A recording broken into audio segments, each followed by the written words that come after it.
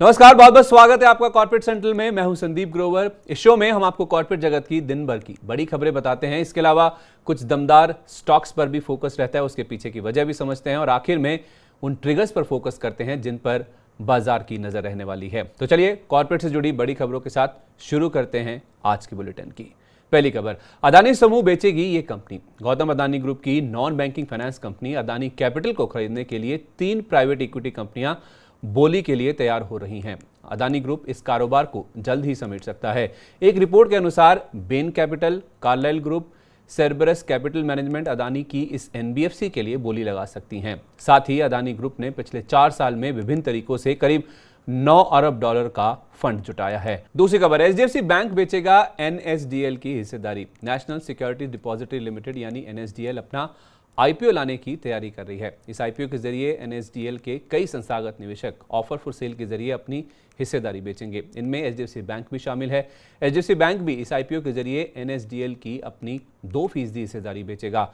Bank की NSDL में फिलहाल 8.95% हिस्सेदारी है। तीसरी खबर, फ्यूचर रिटेल के लिए नया ऑफर लाने को कहा गया। बैंकर्स ने स्पेस मंत्रा से कहा है कि वह फ्यूचर रिटेल के लिए 550 करोड़ रुपए के ऑफर को और आकर्षक बनाए। दिवालिया हो चुके फ्यूचर रिटेल पर कर्जदाताओं का करीब 19,400 करोड़ रुपए का कर्ज बकाया है, लेकिन इस ऑफर का मतलब है कि इसमें उन्हें 97% तक का भारी हेयर कट यानी माफी करनी होगी। एक रिपोर्ट के अनुसार बैंकर्स सबसे ज्यादा बोली लगाने वाली कंपनी के साथ बातचीत कर रहे हैं ताकि और बेहतर ऑफर मिल सके। अभी जो ऑफर है उससे उनके कर्ज की महज 3% की ही भरपाई हो पाएगी।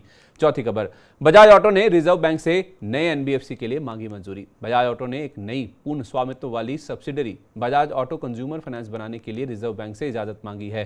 कंपनी ने इस गैर बैंकिंग वित्तीय कंपनी यानी एनबीएफसी के लाइसेंस के लिए आवेदन किया है। इससे समूह की कंपनी बजाज फाइनेंस लिमिटेड गैर बजाज ऑटो ब्रांड के 2 व्हीलर्स फाइनेंस कारोबार में उतर पाएगी। पांचवी खबर, गो फर्स्ट के कर्जदाताओं ने हाईकोर्ट के आदेश पर जताई चिंता। गो फर्स्ट का संकट दूर होता नहीं दिख रहा। गो फर्स्ट के कर्जदाताओं ने दिल्ली हाईकोर्ट के उस आदेश को लेकर चिंता जताई है जिसमें कहा गया है कि कंपनी किसी विमान का कोई पार्ट नहीं निकाल सकती। दूसरी तरफ लेसर्स यानी विमान को लीज पर देने वाली कंपनियां भी फंसी हुई हैं क्योंकि बैंक्रप्सी कोर्ट ने इंसॉल्वेंसी प्रक्रिया के दौरान विमानों की रिकवरी पर रोक लगा दी है। छठी खबर, राइट्स इश्यू से 22,000 करोड़ रुपए जुटाएगी Indian Oil Corporation. Indian Oil Corporation यानी आईओसी के बोर्ड ने राइट्स इश्यू के जरिए 22,000 करोड़ रुपए की रकम जुटाने की योजना को मंजूरी दे दी है। बोर्ड ने कहा है कि राइट्स इश्यू के जरिए इक्विटी शेयर जारी कर ज्यादा से ज्यादा 22,000 करोड़ रुपए जुटाए जाएंगे। इसके लिए अभी नियामक से मंजूरी लेना भी बाकी है। इसका इशू प्राइस क्या होगा, रिकॉर्ड डेट क्या होगी, कब इशू खुलेगा, अभी इसकी जानकारी कंपनी ने नहीं दी है। कंपनी ने कहा है कि अगले दिनों में जानकारी दी जाएगी। इसके अलावा बोर्ड ने सन मोबिलिटी के साथ भारत में बैटरी स्वैपिंग कारोबार शुरू करने के लिए 50-50 जॉइंट वेंचर यानी जेवी कंपनी बनाने को भी मंजूरी दे दी है। चलिए, तो ये था कॉर्पोरेट से जुड़ा दिन भर का पूरा अपडेट। अब बात करते हैं शेयर बाजार की और कुछ ऐसे स्टॉक्स पर फोकस करते हैं जिनमें आज दमदार एक्शन देखने को मिला।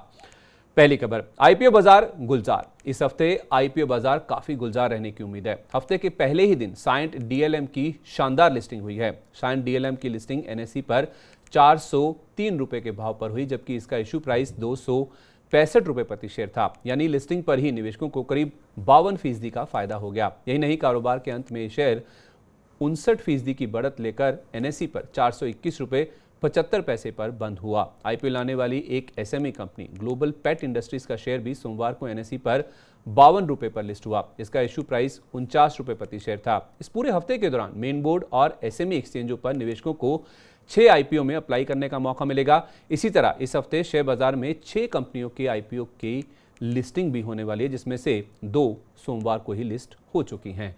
दूसरी खबर, रिकॉर्ड ऊंचाई पर आरआईएल का शेयर। सोमवार को कारोबार के दौरान रिलायंस इंडस्ट्रीज लिमिटेड यानी आरआईएल का शेयर काफी चर्चा में रहा। इस शेयर ने 2,756 रुपए का रिकॉर्ड उच्चतम स्तर छुआ। कंपनी ने फाइनेंशियल सर्विसेज कारोबार के डीमर्जर की रिकॉर्ड डेट तय की है। 20 जुलाई फाइनेंशियल सर्विसेज कारोबार के डीमर्जर की रिकॉर्ड डेट तय की गई है। अक्टूबर 2022 में रिलायंस स्ट्रेटेजिक वेंचर्स लिमिटेड के डीमर्जर की घोषणा हुई थी, जिसका नाम बदलकर जेएफएसएल यानी जियो फाइनेंशियल सर्विसेज लिमिटेड कर दिया जाएगा। अगले 2-3 महीने में जेएफएसएल की लिस्टिंग हो सकती है, जिस पर आरआईएल की एजीएम में फैसला हो सकता है। क्लैरिटी आने की उम्मीद है। हालांकि आरआईएल की एजीएम की भी अभी कोई घोषणा नहीं हुई है कि ये किस डेट को होने वाली है। तीसरी खबर, टूट गया आईआरसीटीसी का शेयर। आईआरसीटीसी के शेयर में सोमवार को 2% से ज्यादा की गिरावट देखने को मिली। रेलवे ने सभी ट्रेन के एसी चेयर कार और एग्जीक्यूटिव क्लास के ट्रेन के किराए में 25% तक की कटौती का ऐलान किया है। इसके बाद आईआरसीटीसी के शेयरों में गिरावट देखी गई। दिन में कारोबार के दौरान आईआरसीटीसी का शेयर करीब 2.5% तक टूटकर 614 रुपए के निचले स्तर तक लुढ़क गया था। चौथी खबर, गति के शेयर में उछाल। गति लिमिटेड के शेयर में सोमवार को 6% से ज्यादा का उछाल देखने को मिला। कंपनी के सरफेस और एक्सप्रेस कारोबार के कुल वॉल्यूम में जून महीने में 14% की बढ़त देखने को मिली है। मई महीने में इसके वॉल्यूम में महज 3% की ही बढ़ोतरी देखने को मिली थी। एनएसई पर यह शेयर 6.25% के उछाल के साथ 132 रुपए 15 पैसे के भाव पर बंद हुआ। इसी के साथ कॉर्पोरेट सेंट्रल के आज के एपिसोड में बस इतना ही। वक्त है इस शो को समेटने का, लेकिन इससे पहले कि हम शो को खत्म करें, चलते चलते आपको बताते हैं कि मंगलवार के बाजार पर कौन से ऐसे अहम इवेंट्स और ट्रिगर्स हैं जो कि खास तौर पर असर डाल सकते हैं। सबसे पहले नई दिल्ली में जीएसटी काउंसिल की बैठक होने वाली है। इस बैठक का जो एजेंडा है उसको लेकर काफी ज्यादा चर्चाएं पहले ही हो चुकी हैं। क्या फैसले आते हैं, उस पर बाजार कैसे रिएक्ट करता है, देखना बहुत इंपॉर्टेंट होगा। नतीजों का आगाज हो जाएगा 11 जुलाई को एलेकॉन इंजीनियरिंग, इसके अलावा पीसीबीएल यानी Phillips Carbon Black, Plastic Blends India, ये कुछ कंपनियां हैं जिनके नतीजे जारी होंगे। इसके अलावा तत्व चिंतन फार्मा, इसकी बोर्ड बैठक होने वाली है। इस बोर्ड बैठक में पूंजी जुटाने के ऊपर बोर्ड विचार करता हुआ नजर आएगा। साथ ही अडानी हिंडनबर्ग मामले में सुप्रीम कोर्ट में अगली सुनवाई होने वाली है, तो अडानी समूह के सारे स्टॉक्स 11 जुलाई को फोकस में रहने वाले हैं। इसके अलावा एवलॉन टेक, जिसका आईपीओ आया था, उसका 90 दिन का जो 50% एंकर लॉक इन पीरियड है वो खत्म हो रहा है। तो क्या कोई सप्लाई बढ़ती है, शेयर में कोई दबाव आता है, ये देखना बहुत इंपॉर्टेंट होगा।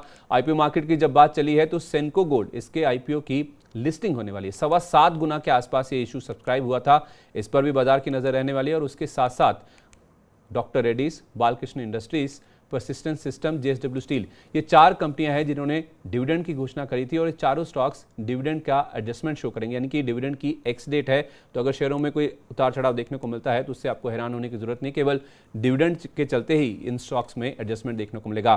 तो कॉर्पोरेट सेंट्रल के आज के एपिसोड में बस इतना ही। उम्मीद है आपको आज का एपिसोड अच्छा लगा होगा और इससे आपको कॉर्पोरेट जगत के साथ साथ कुछ दमदार एक्शन वाले शेयरों की भी जानकारी मिल गई होगी। तो मंगलवार 11 जुलाई को आपसे फिर से मुलाकात होगी कॉर्पोरेट सेंट्रल के 55वें एपिसोड में। तब तक आप देखते रहिए मनी 9। नमस्कार, शुभ रात्रि।